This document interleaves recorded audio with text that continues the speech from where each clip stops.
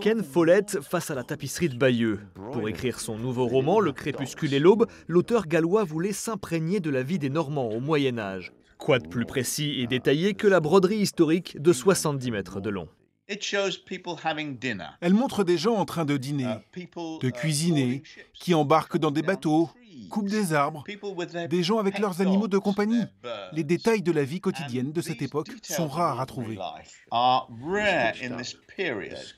L'écrivain britannique s'est aussi rendu à Jumièges et à Cherbourg avant d'écrire ce nouveau roman. L'histoire se situe vers l'an 1000, quand trois grands pouvoirs se disputent l'Angleterre. Les Anglo-Saxons, les Vikings et les Normands, précurseurs à l'époque. En ces temps-là, les Normands construisaient déjà des châteaux. D'ailleurs, il n'y en avait pas un seul en Angleterre avant leur arrivée. Ceux-ci avaient déjà aboli l'esclavage. Et puis bien sûr, quand les deux nations se sont affrontées, les Normands ont largement gagné. Pas seulement une bataille, mais le royaume tout entier, un royaume qu'ils ont ensuite dirigé pendant plusieurs siècles. Dans ce nouvel épisode de sa saga médiévale, Ken Follett met en lumière trois personnages principaux, dont une femme normande originaire de Cherbourg, prénommée Ragna.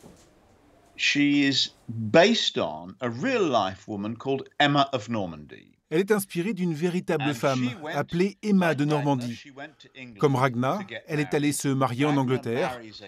Mon personnage épouse un chef de clan, Emma, le roi. Puisqu'Emma a pu faire ça, je trouvais plausible que Ragna puisse en faire de même, à un niveau social moins élevé. Le portrait d'une femme forte, irrévérencieuse et désobéissante. Sorti il y a une semaine, Le crépuscule et l'aube s'arrache déjà en librairie. Il devrait même être numéro 1 des ventes dans quelques jours. Isn't that great? So merci les Français.